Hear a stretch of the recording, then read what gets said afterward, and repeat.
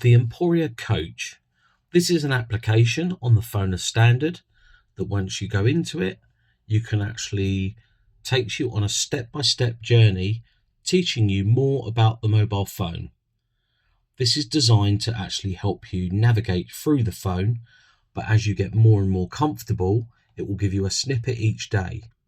And then once you've completed that course, you can download further courses that helps you even more with things like how to book train tickets, how to review hotels, etc.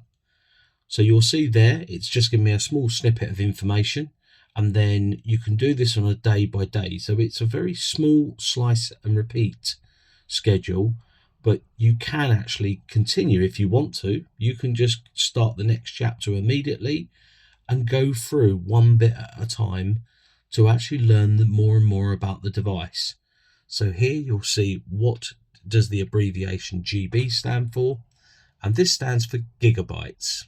So if I select the right answer here, you'll see it will then tell you a little bit more information about gigabytes and how this is when you're using a mobile SIM card and the data that you might use.